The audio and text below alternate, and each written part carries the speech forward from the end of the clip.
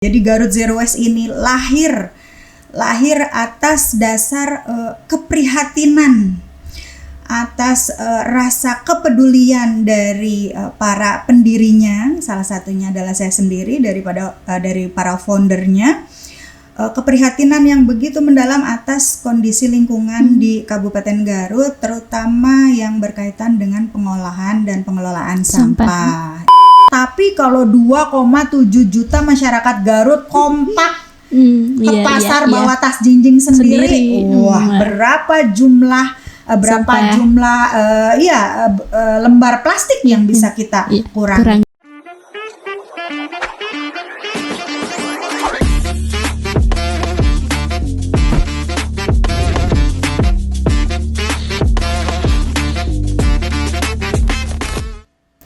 Assalamualaikum warahmatullahi wabarakatuh. Sampurasun warginet, wargi Garut, sadayana. Kumaha damang? Alhamdulillah kita ketemu lagi. Semoga kita semua selalu berada dalam keadaan sehat walafiat. Semoga juga kita selalu berada dalam perlindungan Allah Subhanahu wa taala. Amin. Selamat datang kembali di podcast Suara Garut ID. Di episode ini bersama saya Lisna Gustiani dalam segmen Bincang Komunitas. Dan di segmen Bincang Komunitas kali ini warginet, kita akan membahas terkait dengan isu lingkungan yang paling mendesak, yaitu sampah. Kita kasih judul aja, Menjaga Garut dari Sampah ya warginet ya. Nah, setiap hari itu kita menghasilkan jutaan ton sampah nih warginet, dan itu pasti kan akan merusak lingkungan dan alam yang kita tinggali. Apalagi nih aku baca di artikel yang ini bersumber dari RRI News.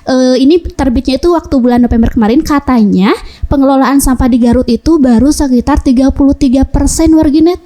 Kok aku jadi ikut khawatir ya? Aku jadi bertanya-tanya, ada enggak sih tindakan kecil kita yang bisa kita lakukan, yang bisa membantu merubah lingkungan gitu, membantu menjaga bumi yang kita tinggali. Nah, untuk membahas hal tersebut, saya akan ditemani dengan salah satu komunitas di Garut. Namanya adalah komunitas Garut Zero Waste. Aduh, ini ada Inggrisnya nih warginet, maaf ya, aku lidahnya soalnya lidah Sunda ini. Dan sudah hadir di sini, beliau merupakan ketuanya langsung. Wih, aku bakal ngobrol sama ketuanya langsung. Aku sudah excited sekali. Beliau adalah Ibu Krismi. Langsung saja saya bakal sapa Ibu Krismi. Assalamualaikum Ibu. Waalaikumsalam warahmatullahi wabarakatuh, Teh Lisna. Iya Ibu, apa kabar? Baik, alhamdulillah. Baik, walaupun hari ini dari pagi hujan di Malangbong, di Garut. Apakah hujan juga? Iya, hujan juga Ibu. Ya, sama ya. Hujannya gak berhenti Ibunya. Betul. Ibu, sebelumnya saya mengucapkan terima kasih yang sebesar-besarnya Ibu sudah berkenan hadir di podcast Suara Garut ID. Sudah mau sharing nih, kita sekarang bakal sharing tentang sampah ya Bu ya. Tapi Ibu, sebelum kita sharing nih, Ibu boleh gak sih sapa-sapa dulu warginet sama perkenalan lagi nih? Halo, selamat malam semuanya, pendengar podcast dari Suara Garut. Perkenalkan, nama saya Krismiati, biasa dipanggilnya Ibu Krismi. Saya Ketua Garut Zero Waste, dan hari ini kesempatan yang luar biasa, saya diundang oleh Suara Garut untuk kita bisa sharing bagaimana kami selama ini bersama dengan teman-teman di komunitas berusaha untuk menjadi bagian dari solusi permasalahan lingkungan di Kabupaten Garut. Baik, nah kita udah kenalan nih sama ketua komunitasnya, Ibu Krismi. Kita sekarang sudah kenal ya, Ibu. Saya teh penasaran Ibu tentang komunitas. Kita ngobrolin komunitasnya dulu ya, boleh? Siap. Ibu, komunitas Garut Zero Waste itu apa sih? Komunitas tentang apa, dan apa yang melatar belakangnya yang mendorong terbentuknya komunitas ini? Baik, jadi gini Teh Lisna, ketika dulu Mei 2019 ya, kita bisa googling, cari informasi ke belakang. Itu Bupati waktu itu, saat itu Pak Rudi, menyatakan bahwa kondisi Garut darurat sampah. Kenapa? Karena TPA kita, satu-satunya TPA yang terbesar di Garut itu Pasir Bajing, 17 hektar itu saat itu kebakaran. Iya, jadi akhirnya tidak bisa masyarakat Garut sampahnya diangkut dan dibuang ke TPA tersebut. Akhirnya banyak sekali TPS tempat pembuangan sampah yang mendadak ada jadi-jadian di sepanjang jalan itu, menumpuk dan menggunung sampah-sampah warga yang tidak terangkut gitu. Nah, kemudian dari situ kami belum kenal satu sama lain. Saya masih sibuk dengan bisnis begitu ya. Kalau sehari-hari saya sebagai apoteker, jadi saya ada bisnis juga gitu. Kemudian akhirnya di 2019 kami dari jadi Garut Zero Waste ini lahir atas dasar keprihatinan, atas rasa kepedulian dari para pendirinya, salah satunya adalah saya sendiri dari para foundernya, keprihatinan yang begitu mendalam atas kondisi lingkungan di Kabupaten Garut, terutama yang berkaitan dengan pengolahan dan pengelolaan sampah. Iya, jadi sebagai contoh, jadi kami itu ada Ibu Sumi ya sebagai foundernya itu. Bu Sumi itu kakak kelas saya juga, dia sama-sama apoteker juga, dia punya banyak apotek di Bandung, di Garut juga ada. Nah, jadi mondar-mandir tuh. Nah, ketika dia masuk ke Garut, maksudnya pulang ke Garut gitu ya, itu melihat dari gerbang masuknya Garut itu kalau dari arah Bandung kan di Jalan Cagak gitu ya. Dari situ tuh sudah mulai kelihatan wah banyak sekali sampah yang menumpuk atau berserakan di jalan gitu ya. Kemudian dia hanya bisa bersedih tentu pasti ya, ini kondisi Garut kok kotor banget. Kemudian pengen marahnya ke siapa juga gitu ya, bingung pastinya. Kemudian ada lagi teman kami itu yang Ibu Upi itu dia dosen juga, akademisi, baru pulang dari doktoralnya di Belanda, kemudian memutuskan menetap di Garut, sama memiliki rasa keprihatinan juga, kok Garut begini sih gitu ya. Kemudian lagi ada saya sendiri, kalau dulu saya masih cuek banget gitu dengan kondisi lingkungan, karena saya tinggalnya kan di kota. Saya di Garut kota. Kemudian saya menyelesaikan persoalan sampah di rumah saya sendiri tuh. Yang penting saya sudah bayar retribusi. Terus sampah sisa makanan maupun plastik atau botol-botol plastik, gelas plastik, semua saya kresekin, simpan di depan rumah, nanti petugas kebersihan ambil, angkut, bereskan. Kemudian di 2019 itu ya, makin kondisinya kerasanya kok makin meresahkan gitu, kita makin galau. Jadi saya 2019 itu ke Malangbong. Di sana saya tinggal tuh harus berbaur dengan ya di kampung di sana itu ya Teh. Tapi walaupun kampung disebutnya sebagai kotanya Malangbong.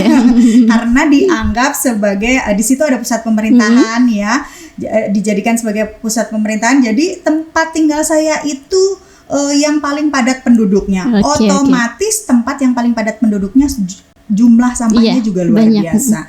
Stres sendiri gitu ya, ngobrol, akhirnya sama Allah ditakdirkan dipertemukan dengan orang yang memiliki keresahan dan pemikiran yang sama. Nih masalah sampah Garut harus cepat diselesaikan bagaimanapun caranya nih gitu. Dan kalau kami ini dari tempat masing-masing tuh sudah punya gerakan Teh. Contohnya kita salah satu founder dari GZW ini ada Rumah Pasundan.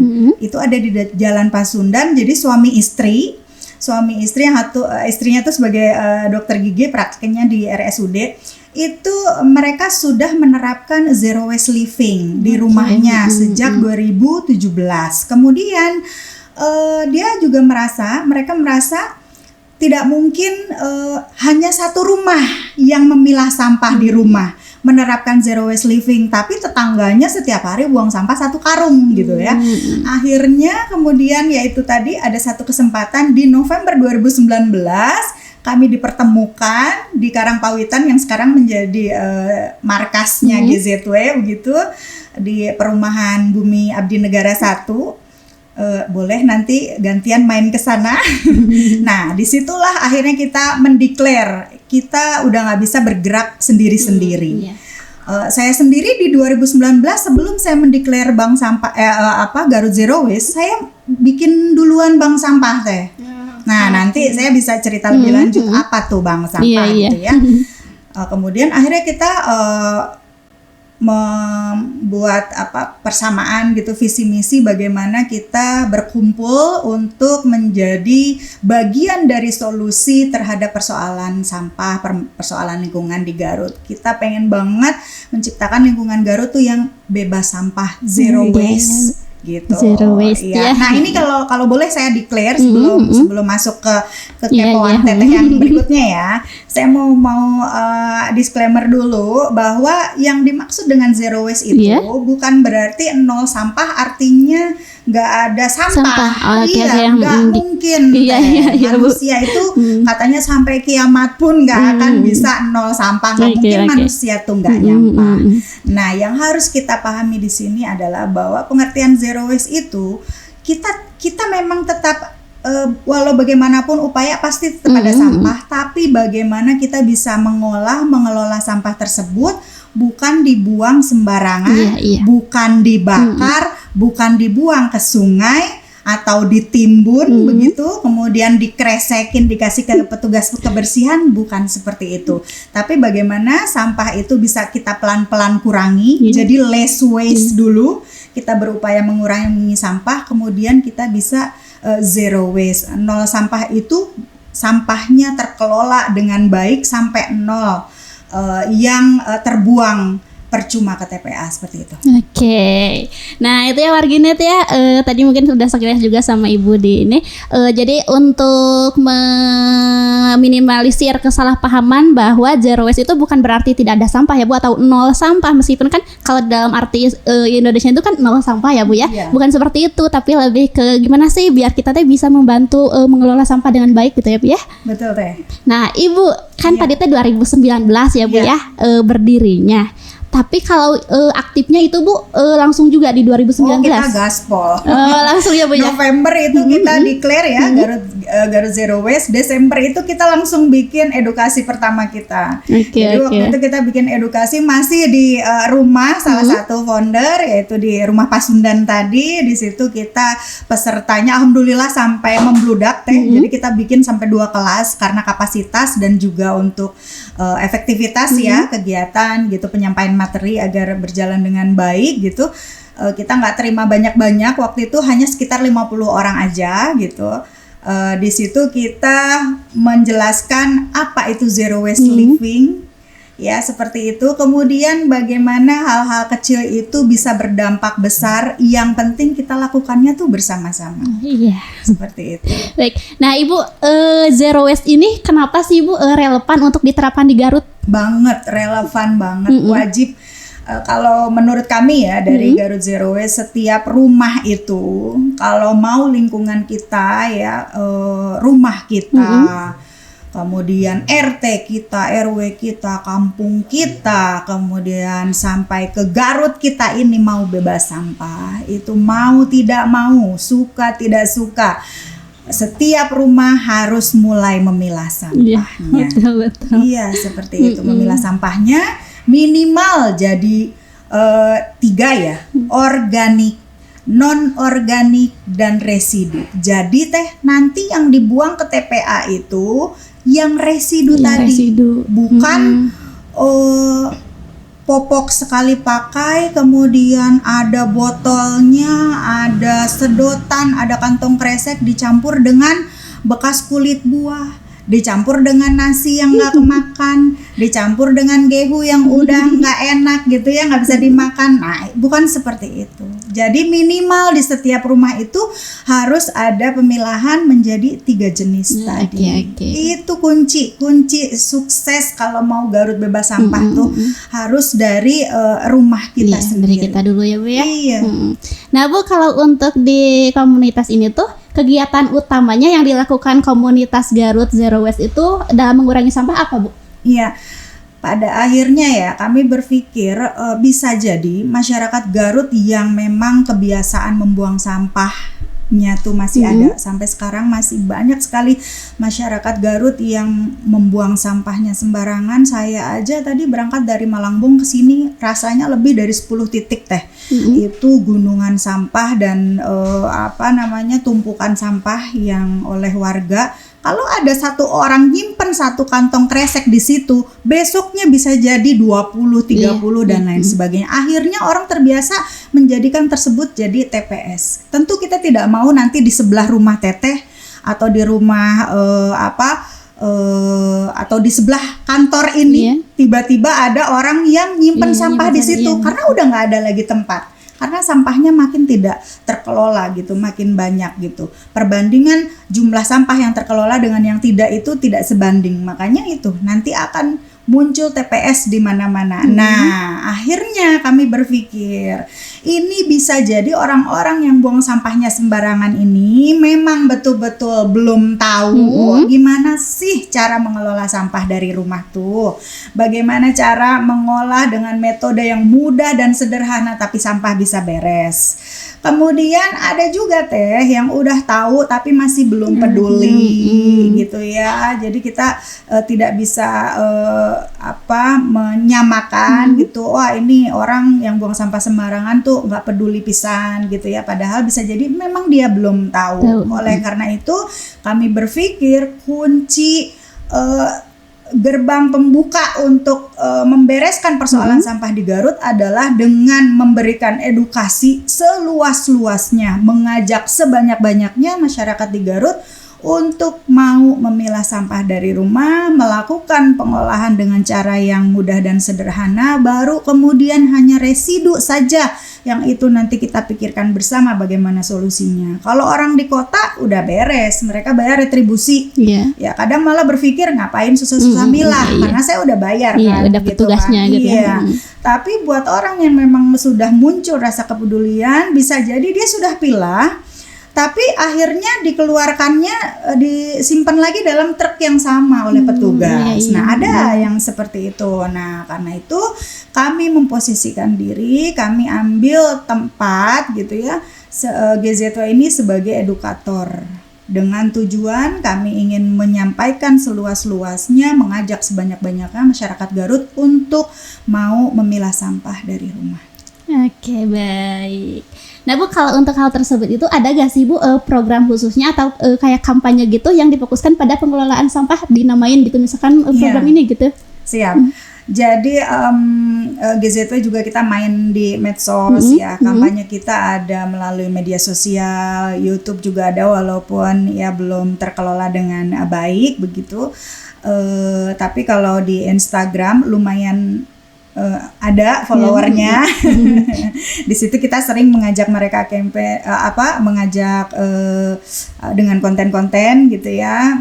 Kemudian juga ada data-data sebagai contoh kayak bank sampah itu di Garut itu ada sebenarnya 60-an teh. Data yang ada di kami itu bank sampah itu ada 60-an tapi ya baru sebagiannya yang aktif. Nah, nanti mudah-mudahan ada yang kepo nih apa tuh dari tadi sebut-sebut bank sampah gitu ya. Nah, akhirnya karena kami ini ingin menyebarluaskan gitu ya virus Zero Waste Living ini, kita punya program yang namanya GZW Goes to School, GZW Goes to Kampus, GZW Goes to Kampung.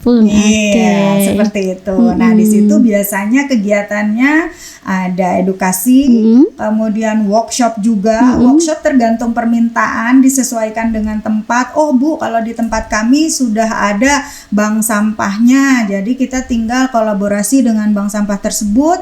Organiknya nih Bu yang masih bingung, masih dicampur Bu gitu, masih dibuang keluar rumah. Oh oke, gitu. Jadi kita tergantung permintaannya mau seperti apa gitu, tapi kebanyakannya dua-duanya mereka minta diedukasi organiknya pengelolaannya bagaimana, non organiknya bagaimana, seperti itu.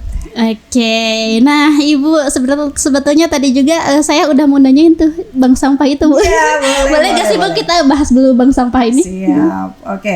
jadi bank sampah. Perkenalkan lagi ya, ini nih yang ada di depan, Ibu Krisni ini selain sebagai apoteker, itu juga sebagai direktur loh Teh. Direktur. Iya, direktur apa? Direktur Bank Sampah Induk Malangbong Bersemi. Iya, jadi direkturnya direktur bank sampah gitu. Memang kayak nggak nyambung gitu ya dengan profesi gitu ya, tapi justru saya bangga mudah-mudahan saya bisa memberikan banyak manfaat Ya, insya Allah, gitu amin. untuk perbaikan lingkungan di Garut gitu, khususnya di Garut Utara Teh, karena saya di Malangbong. Jadi kalau di Garut saya gabung dengan teman-teman di GZW, ini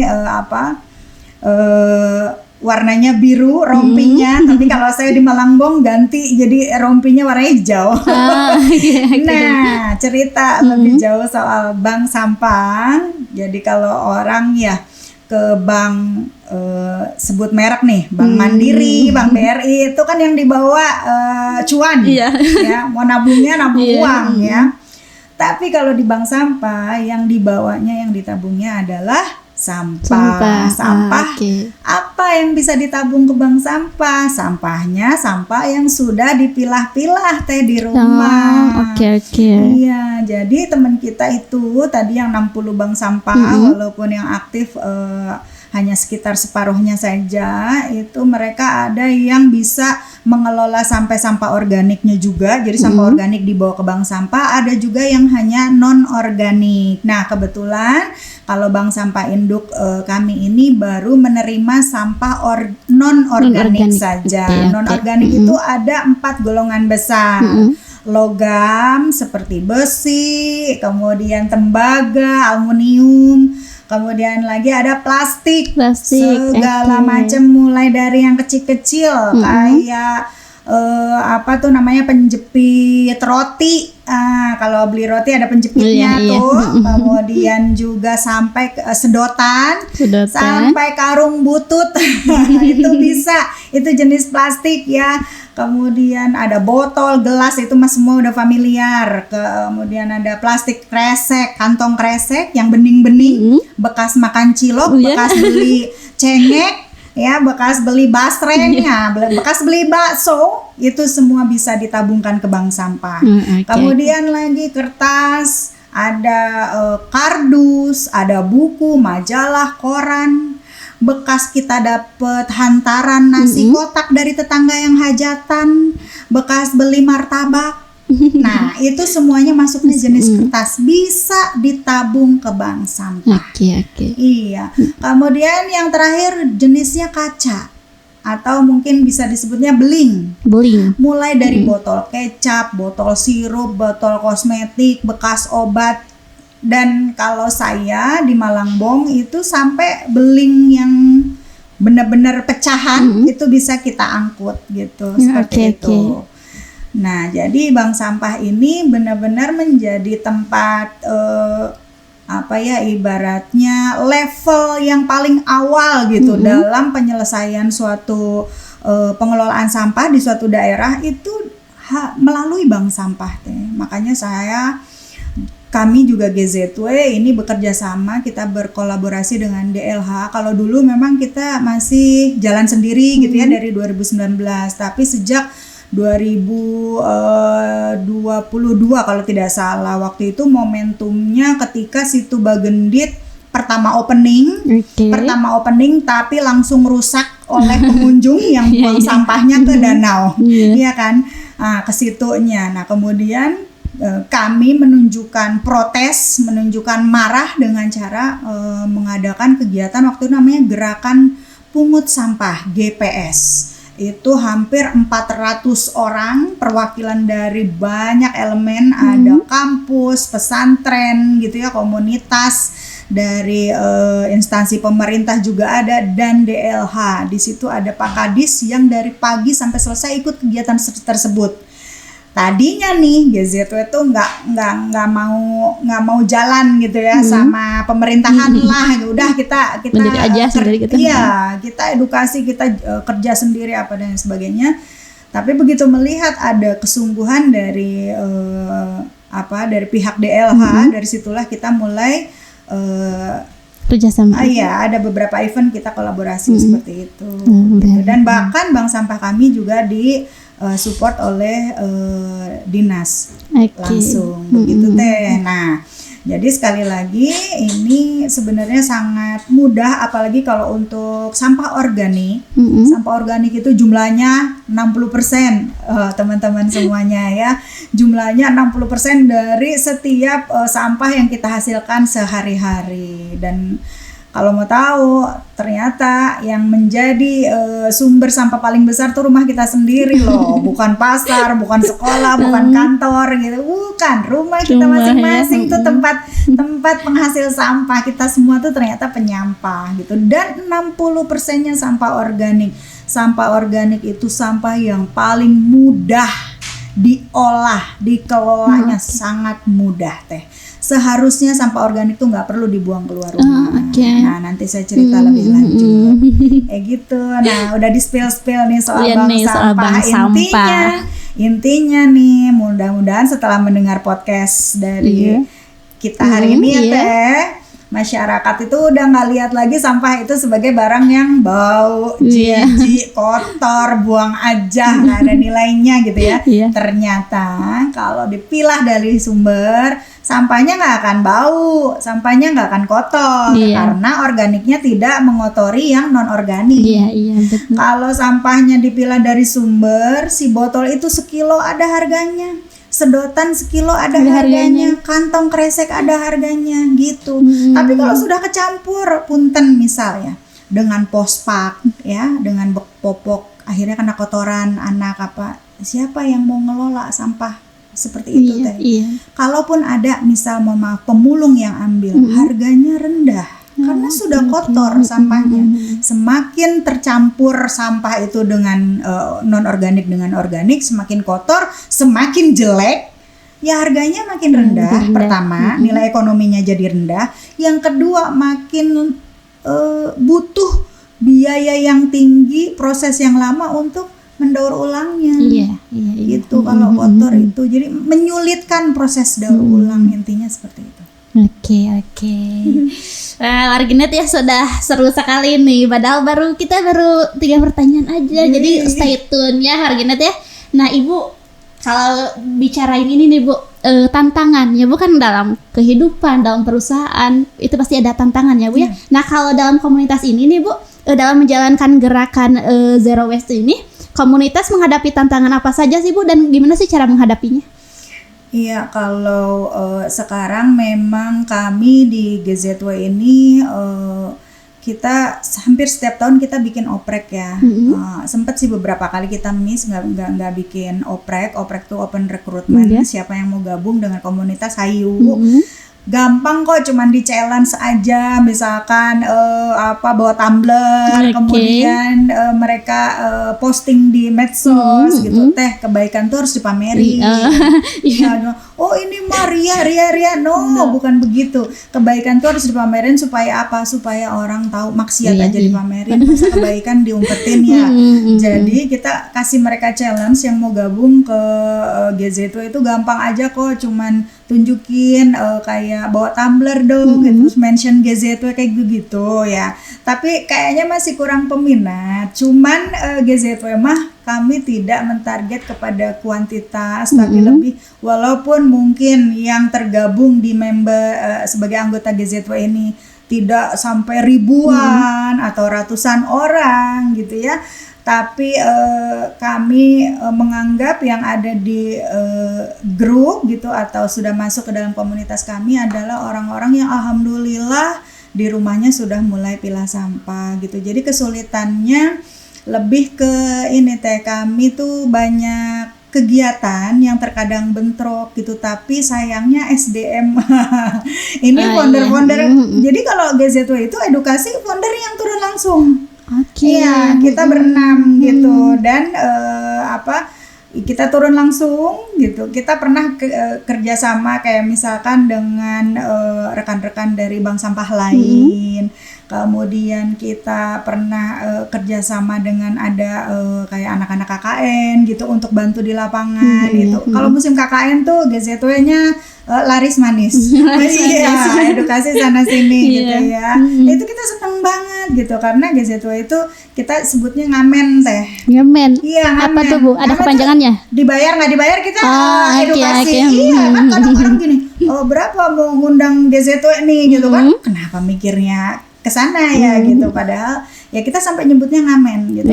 Mau dibayar nggak dibayar kita tetap edukasi gitu. Jadi jangan sampai ada orang yang pengen diedukasi kemudian malu gitu ya, nggak punya buat bayar, kemudian jadi nggak berani kolaborasi dengan GZW itu, jangan gitu ya. Sok silakan gitu. Nah, hambatannya paling itu, jadi kekurangan tenaga untuk bantu-bantu kita. Intinya GZW butuh penerus. Insya Allah mudah-mudahan nggak lama lagi banyak orang yang ingin menjadi relawan di GZW. Ayo, spill dong Bu IG-nya Bu. IG-nya Garut Zero Waste. Di follow ya Warginet. Harus. Gitu sih teh paling. Jadi kita pengennya tuh banyak anak muda yang baru gitu ya, gabung di GZW gitu. Yang kita tuh memang kalau bisa dibilang ya teh, setiap kegiatan itu kebanyakannya malah ngeluarin uang sendiri daripada daripada kita mendapatkan apalah dari luar begitu. Tapi ya itulah mungkin itulah yang membuat GZW bisa bertahan sampai sekarang gitu ya. Bisa dari 2019 ke 2024 itu kita masih konsisten. Iya betul, konsisten untuk terus menyebarluaskan bagaimana masyarakat Garut ini bisa bahu membahu, ayo bareng-bareng mulai dari pejabat sampai ibu rumah tangga gitu, semuanya harus sama kewajiban terhadap sampah itu. Sampahmu tuh tanggung jawabmu teh. Iya Bu. Seperti itu. Jadi harus sama-sama kita. Oke. Ibu padahal barusan baru mau saya tanyakan itu tentang biaya operasional kan. Memang ya kalau relawan itu kan pastinya nggak perlu lah ya dibayar atau gimana. Tapi kan Bu pasti ada biaya-biaya yang lain ya gitu. Ternyata itu dari sendiri gitu Bu. Atau ada yang lain mungkin? Siap nih, buka-bukaan ya. Jadi boleh Bu.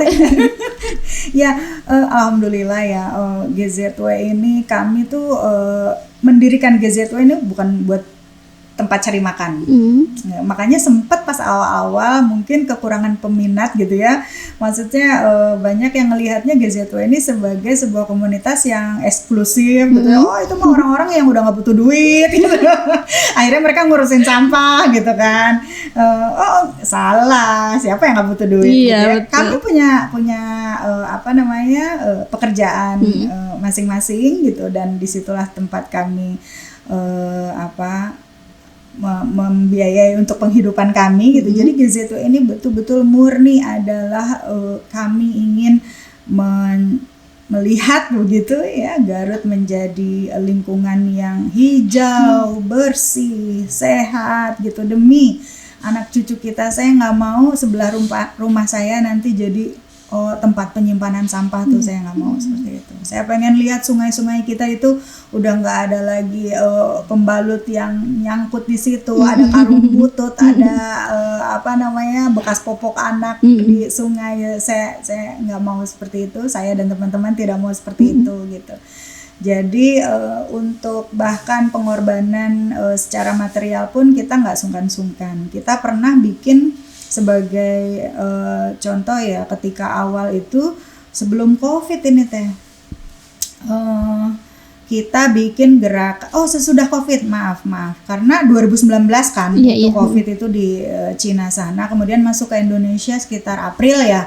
Itu lumayan kita lagi semangatnya, tiba-tiba waduh nggak bisa bikin kegiatan offline, akhirnya kita bikin kegiatan online. Nah kemudian setelah lepas dari itu kita bikin lagi nih gebrakan. Jadi kita di perumahan yang menjadi markas kami itu, perumahan Bumi Abdi Negara. Di situ kita bikin program penjemputan sampah organik teh ke 100 rumah. Oh iya, itu kita punya relawan 2 dan 1 bulannya itu kita gaji sampai 500.000 per orang dari uang kami masing-masing. Di grup silakan yang menyumbang berapa itu. Saya luar biasa, saya sebagai ketua saat itu benar-benar kayak terharu. Ya Allah, ini banyak banget ya ternyata orang tuh yang masih peduli kok gitu, bahkan diminta uang pun mereka bersedia gitu. Jadi ya gitulah GZW. Kami tuh betul-betul ingin menjaga supaya ya kalau ditanya berarti nanti kalau udah bebas sampah GZW nggak akan ada lagi dong. Aduh gitu ya. Bukan kayak gitu gitu kan. Lagian kalau melihat, saya bukannya pesimis, kondisi di Garut ini yang penduduk kita tuh hampir 2,7 juta deh. 2,6 juta ya. Kalau menurut data, setiap orang itu dari kementerian ya, setiap orang mulai dari bayi sampai lansia itu perharinya menghasilkan sampah sampai 0,7 kilo atau 700 gram. Jadi kalau kita kalikan per hari ini per hari itu 2000 ton. 2000 ton itu bisa bikin bangun bisa bikin gedung bertingkat berapa puluh lantai ya, seperti itu kalau ditumpuk-tumpuk gitu ya. Bahkan di Pasir Bajing ke sana kan tingginya sudah berapa puluh meter itu, seperti itu ya kondisinya. Nah, kemudian ya akhirnya kita terus jalan hingga sekarang begitu, sambil saya dengan bank sampah saya, kemudian ini nanti yang juga saya mau spill, saya punya pabrik teh, pabrik nggak ya? Pabrik konveksi, itu konveksi produk upcycling. Upcycling itu beda dengan recycling ya. Kalau recycling itu daur ulang, kalau upcycling itu daur naik. Daur naik. Ya, bedanya recycling itu teteh ngumpulin botol, dibawa ke bank sampah. Nanti sama saya dijual ke pabrik. Pabrik akan didaur ulang, si botol itu bisa jadi botol lagi, bisa jadi ember, bisa jadi botol gelas plastik, bisa jadi sedotan dan lain-lain. Itu namanya recycle. Ya, tapi kalau upcycle itu si sampahnya tuh tetap ada. Contohnya, teteh suka minum kopi saset atau pakai deterjen saset. Itu disebutnya sampah plastik multilayer. Sangat sulit didaur ulang sehingga nilai ekonominya rendah. Belum atau masih jarang bank sampah yang mau menerima jenis sampah tersebut. Gitu. Nah, kalau di bank sampah induk saya, sampah tersebut justru malah saya ambil tidak di kilo, saya hargai per lembar. Karena saya upcycling, jadi saset-saset kopi kita potong, kita cuci, kita bersihkan, dibikin jadi topi, dibikin jadi rompi, dibikin jadi tas. Itu namanya upcycling, daur naik. Apanya yang dinaikkan netizen? Yang dinaikkan adalah nilainya, nilai manfaat dan nilai ekonominya.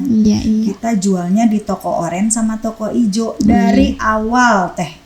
Saya bisnis itu, dan itulah yang alhamdulillah sampai sekarang bisa membiayai operasional bank sampah kami gitu. Karena saya tadi bilang bank sampah ada 60, kenapa yang bertahan hanya 30? Karena 30-nya nggak ada uang untuk dia bisa terus beroperasi. Kebanyakannya persoalannya adalah nggak sanggup lagi menjalankan operasional karena orang-orang yang di bank sampah capek. Ya, masa mau terus-terusan jadi relawan sedangkan beresin sampah, packing itu melelahkan. Akhirnya mereka berguguran gitu. Sedangkan kami ini punya produk, itu ada akunnya Gria Kreatif Malangbong, di follow juga. Sekarang baru 10.100 followernya, baru 10,1K. Wow, udah K-an nih. Sudah beberapa kali FYP, ada yang ditonton sampai 3 juta kayak gitu ya.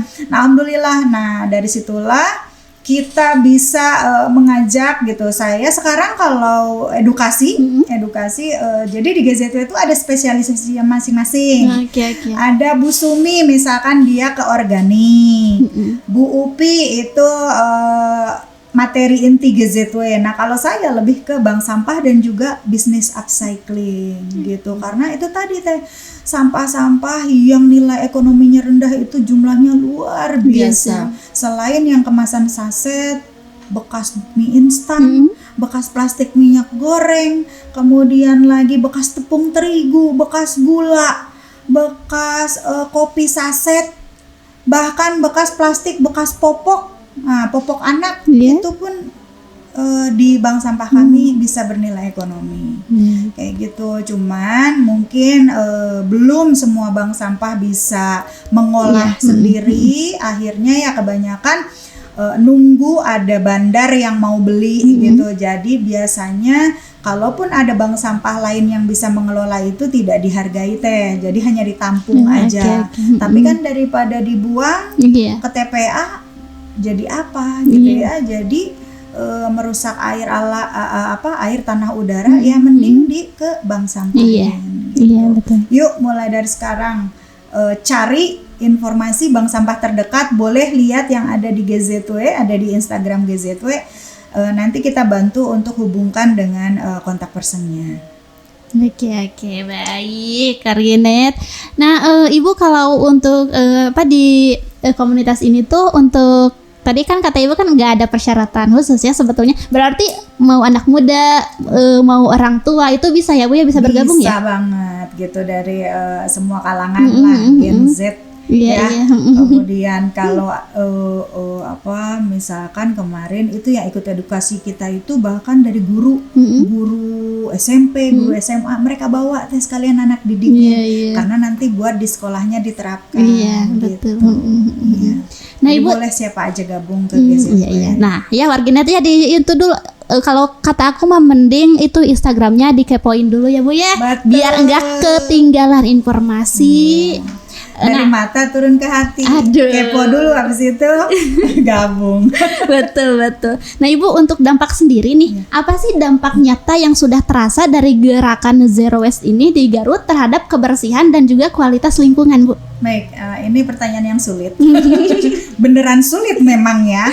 Jadi GZW memang sampai saat ini kami belum punya kapasitas untuk bisa mengukur mengukur dalam artian keberhasilan sosialisasi edukasi yang kemarin itu seperti apa gitu ya.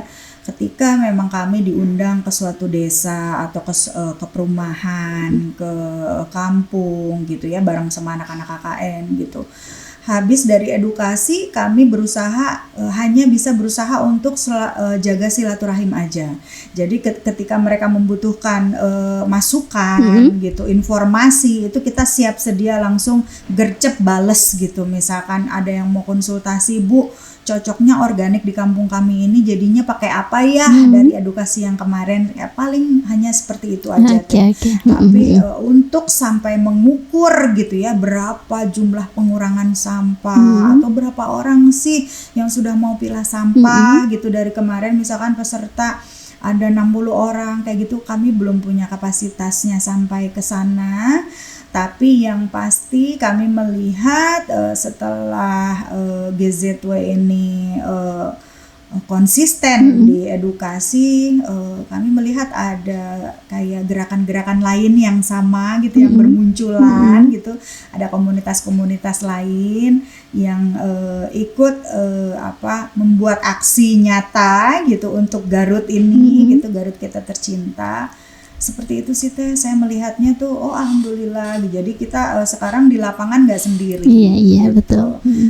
GZW bukan hanya satu-satunya gitu. Kemudian bahkan dari DLH juga mereka ada fasilitator untuk memberikan edukasi kemana desa yang butuh gitu kan. Di Garut ini kan teh ada 43 kecamatan ya, dan itu masih kecamatannya 43, desanya kan sampai ratusan.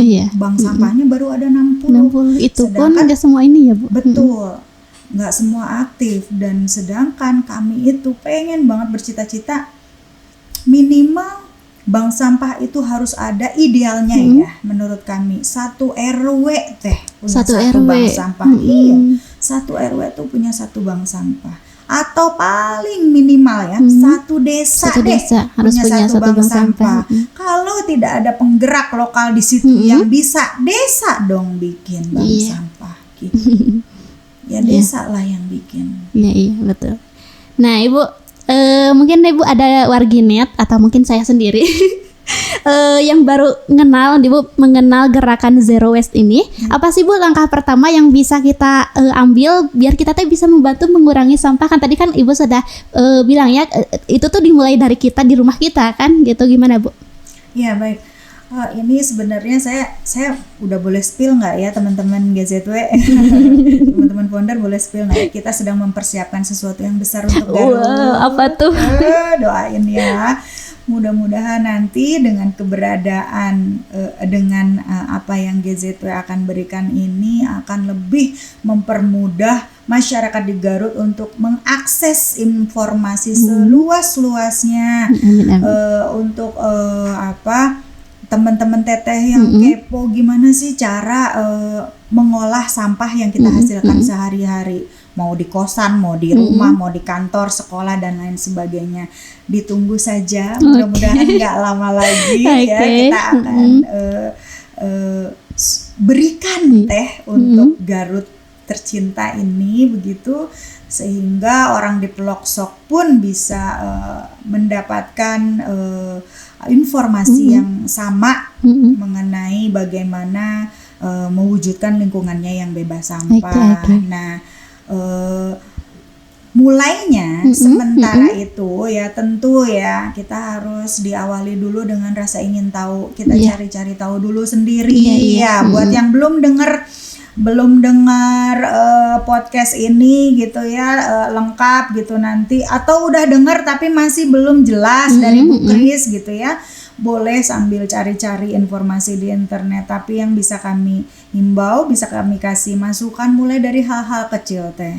Contoh, orang tuh minum gak harus pakai sedotan kan ya. Orang mikirnya sedotan kecil. Coba sehari 200 juta penduduk Indonesia minum minum es jeruk pakai sedotan. Semua berapa ratus juta sampah sedotan per hari yang dihasilkan gitu. Jadi tidak boleh lagi berpikir demikian gitu, karena sedotan aja bisa terurainya sampai puluhan tahun. Iya. Jadi kenapa sih mesti ngurusin sampah gitu ya? Kalau sampah organik kata saya yang paling mudah teh. Kita punya area sempit aja di rumah. Cuman satu kotak yang ukuran keramik 30 x 30 cm. Bisa kok tetap dipakai untuk ngelola sampah organik. Caranya dengan dibikin lubang biopori.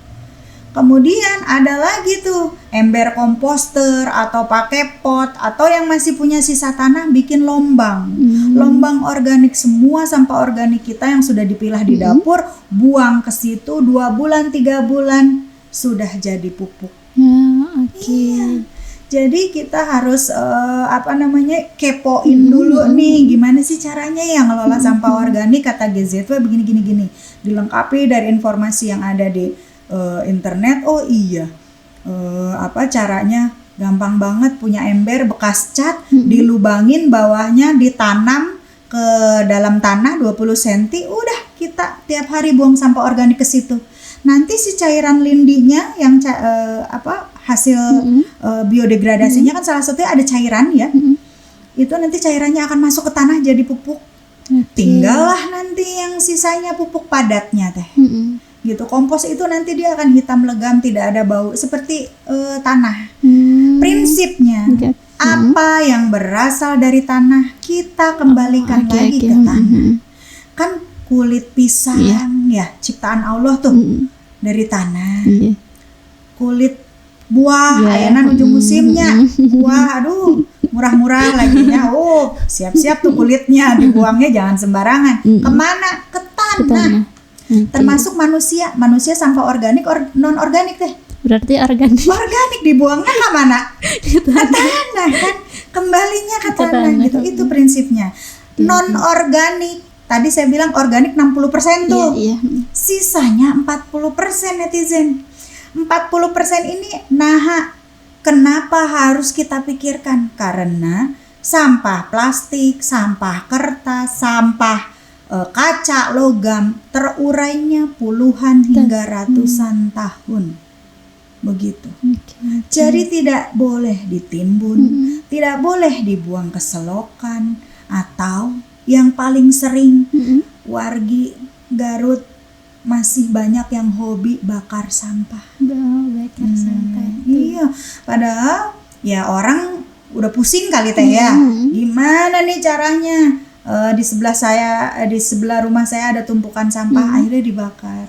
2 jam hilang tuh. Tapi ternyata habis itu tetangga jadi batuk-batuk ya. Dan kalau kita bakar sampah plastik itu ada racun yang sangat berbahaya, namanya racun dioksin. Iya, itu penyebab kanker dan lain sebagainya. Kayak gitu teh. Jadi segera dapatkan informasi terdekat di mana tuh bank sampah yang ada di Garut ya. Boleh nanti DM ke GZW. Kalau belum ada gimana tuh Bu? Misalkan ya udah milah nih sampah dari rumah teh. Yang organik udah dijadiin pupuk di rumah ya, nggak dibuang lagi keluar rumah. Non organiknya dikemanakan dong Bu? Botol, sedotan, kresek dan lain sebagainya. Kan tadi dikirim ke bank sampah. Belum ada Bu bank sampah di tempat saya. Boro-boro 1 RW di desa juga belum ada. Kan suka ada tukang rongsok teh biasanya yang suka beli. Minimal silahkan dijual ke tukang rongsok atau disedekahkan atau bagaimanapun terserah. Bahkan masjid-masjid itu bagus kalau punya gerakan sedekah sampah atau ada pesantren di situ menerima sedekah sampah. Itu nilainya uang teh, bernilai ekonomi itu teh, sampah-sampah itu gitu. Akhirnya lumayan. Bahkan di Malangbong ada SMK itu yang beli hewan kurbannya dari mengumpulkan memilah sampah bekas minuman anak-anak di sekolah. Itu sampai bisa dipakai buat beli hewan kurban. Bahkan umroh dari nabung sampah tuh bukan hal yang tidak mungkin. Iya betul. Saya pengen nanti umroh bersama dengan nasabah saya. Amin, doain ya. Amin insyaallah.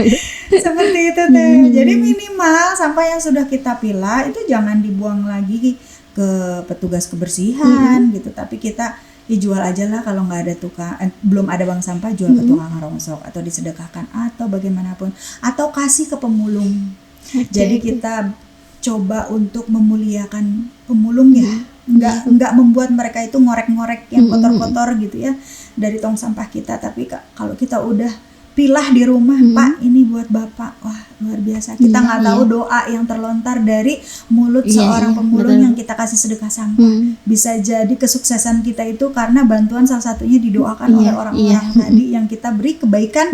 Kesannya kecil tapi dampaknya luar biasa. Iya betul.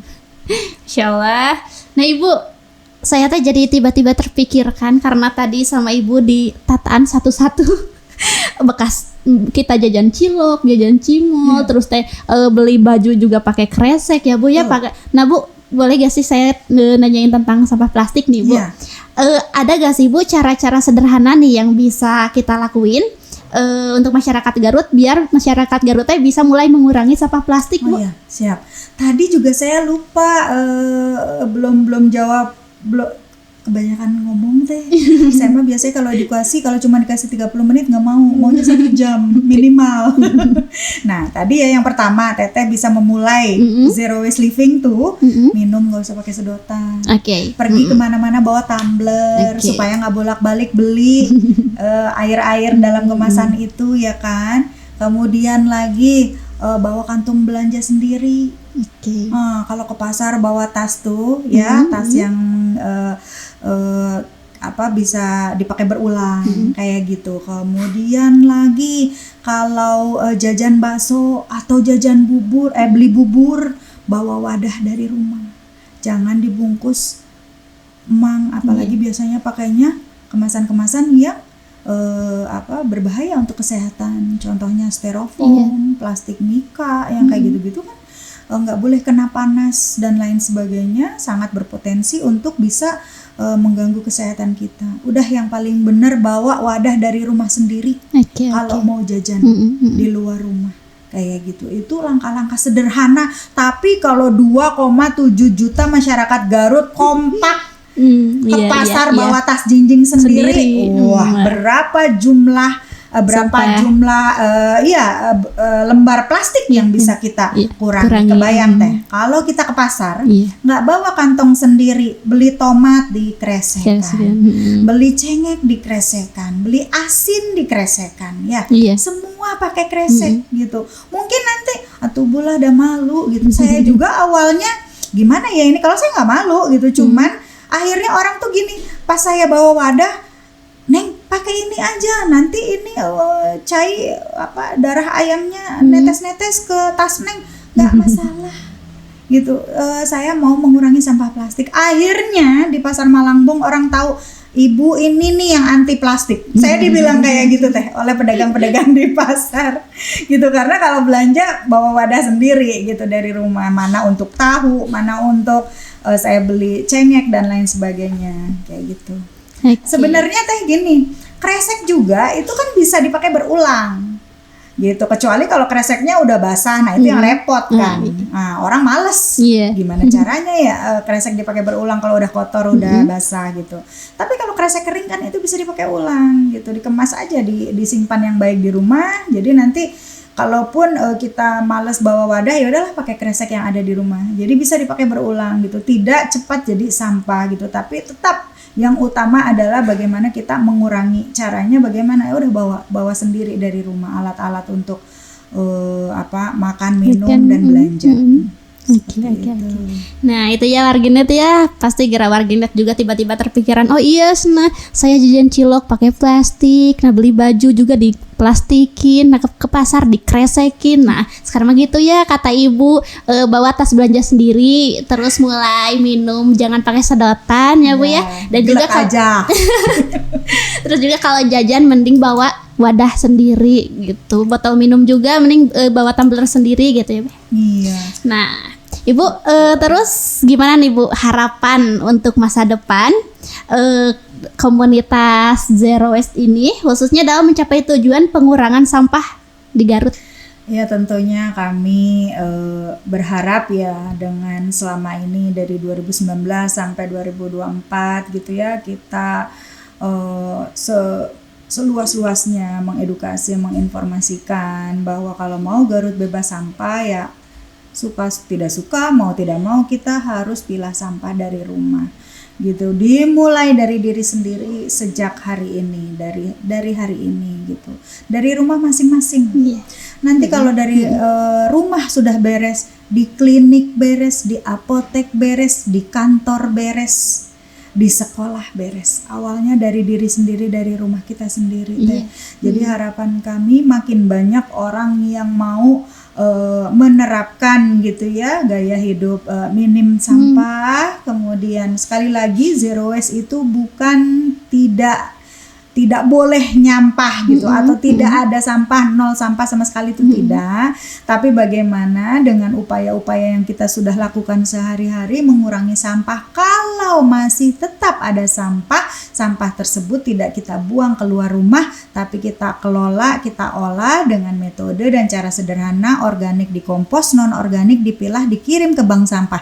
Jadi buat warga Garut yang memang rumahnya sudah kelewatan truk penjemput sampah Dinas Lingkungan Hidup, yaitu lebih memudahkan teh karena residu-residu. Nah ini belum kita bahas dari tadi, ada lagi jenis sampah residu. Sampah residu itu sampah yang memang sangat sulit diolah ya. Contoh kalau di tempat saya, sebenarnya popok itu bisa diolah teh. Ada teman-teman kita yang bekas popok anak itu diolah jadi pupuk, popok jadi pupuk, popok jadi pot tanaman dan lain sebagainya. Hanya memang itu kan butuh tenaga, skill dan lain sebagainya ya kan.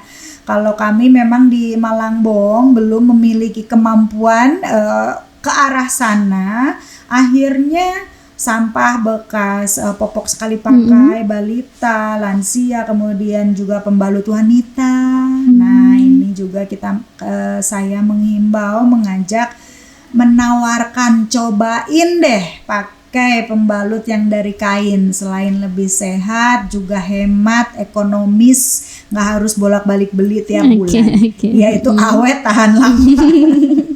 Seperti itu. Nah, karena itu sampahnya pada akhirnya jadi residu, sulit pengolahannya. Akhirnya kita masih buang ke TPA gitu. TPA kita tuh cuma 17 hektar. Kalau warga Garut terus-terusan buang sampah sehari-hari 2 kilo, 3 kilo, 5 kilo, bahkan ada yang sekarung gitu kan. Ya itu nanti mungkin tahun depan udah nggak muat lagi, udah nggak bisa lagi kita buang sampah. Mau buang sampah kemana kalau itu udah nggak muat gitu ya. Seperti itu. Oke, Ibu nih sebelum kita ke terakhir nih, Ibu, karena kalau ngobrol seru itu ya warganet nggak terasa aku masak. Nah ini udah panjang lumayan. Ibu, apa sih pesan terakhir nih yang ingin Ibu sampaikan kepada pendengar podcast perbincangan kita hari ini, dan juga mungkin ada hal yang belum tersampaikan yang mungkin itu penting karena saya orang awam misalkan. Silakan Ibu bisa sampaikan. Baik. Saya dalam kesempatan ini ingin saya mewakili dari komunitas saya, komunitas Garut Zero Waste, ingin mengajak kepada seluruh elemen masyarakat, seluruh warga masyarakat di Kabupaten Garut, Garut Utara, Garut Selatan, Garut Kota dan lain sebagainya. Kita semua memiliki kewajiban dan tanggung jawab yang sama terhadap sampah yang kita hasilkan sehari-hari. Dimulai dengan less waste dulu. Kita berupaya untuk mengurangi sampah yang kita hasilkan sehari-hari. Sampah organik gimana cara menguranginya? Habiskan makanmu. Ya, bentar lagi kita mau Ramadan. Nah, biasanya lapar mata sampah organik jadi luar biasa. Beli takjil sampai 10 bungkus, ternyata yang dimakan cuman bala-bala hunkul, yang lainnya nggak kemakan, akhirnya jadi sampah. Nah, jangan sampai itu terjadi. Mudah-mudahan Ramadan yang kemarin adalah Ramadan yang terakhir kita buang-buang makanan begitu. Nah, jadi kami menghimbau untuk kita sama-sama mengurangi sampah yang kita hasilkan sehari-hari. Kemudian dengan mengolah dengan metode yang mudah, yang sederhana, disesuaikan dengan kondisi rumah masing-masing sehingga sampah organik tidak atau jangan dibuang keluar rumah. Nah, sampah non-organiknya dipilah karena itu bernilai ekonomi tinggi. Ada juga yang low value tapi bisa juga tetap dikebang sampahin begitu. Atau kalau mentok-mentok benar-benar tidak ada yang menerima di daerah warga sekalian, belum ada begitu, boleh dikirimkan ke bank sampah saya untuk bisa kami olah dan kami kelola. Kemudian bahwa kita semua sudah harus berubah mindset, sampah itu bukan barang yang menjijikan saja, yang menjadi sumber masalah. Iya, betul, memang sumber masalah. Karena apa? Karena masih dibuangnya sembarangan, karena tidak diolah, karena tidak dipilah. Tapi kalau kita olah, kita pilah, maka orang bilang sampah jadi berkah. Itu betul, Ibu. Kami di Malangbong, warga kami di 1 RW itu sekitar 300 kakak sudah merasakan bagaimana kami mendapatkan mendapatkan uang gitu hanya dari memilah sampah dari rumah. Nah, idealnya yang nanti boleh dibuang keluar rumah adalah residu. Contohnya popok sekali pakai, pembalut wanita, putung rokok. Buat yang ngerokok ya, dikurangilah ngerokoknya karena itu sampahnya sangat sulit diolah, sangat sulit didaur ulang, tidak ada nilai ekonominya gitu ya. Mungkin ada pihak-pihak yang sudah mampu gitu, tapi masih sangat sedikit sekali. Kemudian lagi contoh lagi tisu basah. Kalau tisu kering itu masuknya organik Kalau tisu basah itu masuknya ke residu kalau di tempat saya. Nah, cari tahu lebih banyak, 2M. Mau cari tahu, sudah tahu, mau memulai dari diri sendiri, dari rumah sendiri, insya Allah Garut bisa bebas sampah. Insya Allah. Nah itu ya warganet ya, di ini bukan hanya masuk telinga kanan keluar telinga kiri ya, tapi dicoba dicari tahu. Kalau udah dicari tahu, udah tahu dimulai ya Bu ya. Betul. Nah Ibu sebetulnya ini ada yang nanya dari warganet boleh? Boleh. Tapi sebetulnya kalau yang saya pahami itu sebetulnya tadi juga sama Ibu udah dijelasin dan disinggung, tapi takutnya kata warganet nah aku mah nanya teh nggak ditanyain, boleh ya Bu ya? Gak apa-apa ya? Siap. Nah ini teh gini Bu, mau nanya dong gimana ya cara mengurangi limbah rumah tangga, karena kayaknya limbah rumah tangga tuh paling banyak juga dan susah diolah katanya. Nah, iya. Itu sebenarnya yang dari tadi kita bahas gitu ya, karena ternyata nih ya netizen sumber sampah terbesar itu dari rumah, bukan dari tempat-tempat lain, tapi dari rumah kita sendiri gitu. Nah, jadi relate sekali bahasan kita kali ini dengan pertanyaan Teteh, dan jawabannya sebenarnya sudah semua tadi disampaikan gitu. Cara menguranginya dari mulai hal-hal kecil. Kalau anak sekolah disuruh bawa tumbler itu selain juga lebih menjaga kesehatan anak ya, mohon maaf kan ada jajanan-jajanan yang mungkin tidak higienis gitu, supaya lebih higienis kan bisa kita bawain makanan dari rumah. Terus juga jadi mengurangi itu jumlah jajanan-jajanan plastik yang biasanya tuh selalu dikemasnya pakai plastik teh kayak gitu. Nah jadi Bu, dimulainya dari hal-hal kecil, bawa tumbler, bawa tas belanja yang seperti itulah. Terus lagi nggak usah beli yang baru, pakai semua yang ada di rumah aja. Beli baru nanti jadi koleksi. Padahal koleksi itu juga, aduh, jadi bikin nanti sampah ujung-ujungnya kan. Nah seperti itu. Terus lagi satu lagi nih, kalau belum bisa ngurangi yang setan-setan tadi teh ya, setan-setan tuh yang kemasan saset-saset tadi ya. Orang kan kampanyenya tuh perusahaan tuh si setan ini lebih ekonomis gitu ya, padahal ada yang iseng-iseng ngitung-ngitung, oh ternyata enggak juga loh, ternyata harganya di total-total mending beli yang botolan gitu kan, seperti itu gitu ya.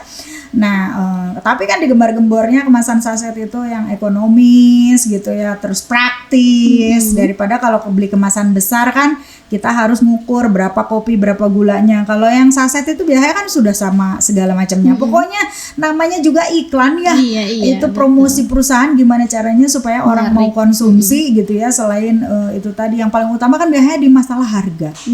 Nah nanti kalau sudah banyak kemasan-kemasan yang kayak gitu udah berusaha mengurangi tapi tetap ada, sekali lagi mungkin belum banyak bank sampah yang bisa ngelola, tapi kalau mau dikumpulin sendiri, entah itu disimpan di pojokan dapur, yang pasti jangan sampai bikin rumah tambah berantakan, tambah kotor. Nanti pas Agustus atau pas lagi ada kebutuhan kegiatan fashion show ramah lingkungan, tema Go Green atau bagaimana, bikin seperti yang kami kerjakan di Gria Kreatif Malangbong.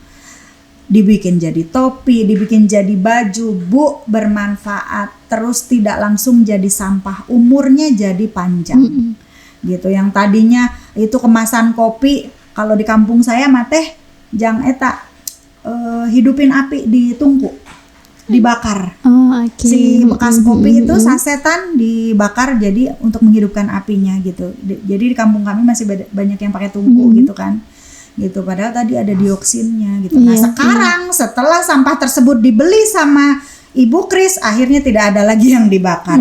Bakar sampah sama dengan bakar cuan. Nimbun sampah, nimbun cuan. Jadi apa? Terus apalagi ya? Buang sampah ke sungai, buang cuan.